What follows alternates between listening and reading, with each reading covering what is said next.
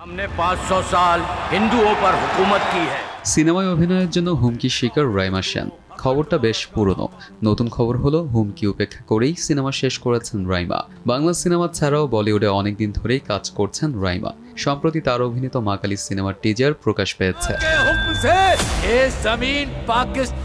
দেশভাগের মর্মান্তিক ইতিহাসের টুকরো টুকরো ঝলক তুলে ধরা হয়েছে 1 মিনিট 57 সেকেন্ডের ওই টিজারে। রাইমা বলেছেন, স্বাধীনতার আগে অপ্রকাশ্য কিছু ঘটনা বাঙালি হিসেবে তুলে ধরার তাগিদ বোধ থেকে তিনি সিনেমাটি করেছেন। সিনেমার পোস্টার প্রকাশের পর অনেক হুমকি ধামকিতেও দমে যাননি, কাজটি শেষ করেছেন।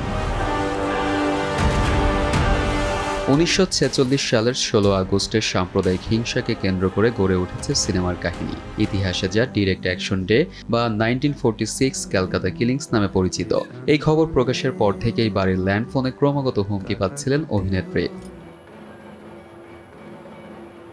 সে কথা অকপটে ভারতীয় সংবাদ মাধ্যমে স্বীকারও করেছেন রাইমা।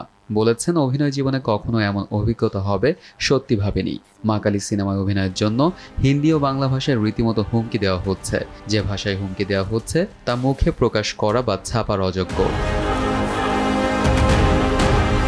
কেউ কেউ আবার প্রশ্ন করেছেন, সুচিত্রা সেনের নাতনি হয়েও কেন এমন একটি কাজ করতে রাজি হলেন। কেউ আবার বলছেন, কলকাতার মেয়ে হয়ে এমন একটি সিনেমায় কাজ করা আপনার উচিত হয়নি, কারণ আপনাকে তো কলকাতাতেই থাকতে হবে।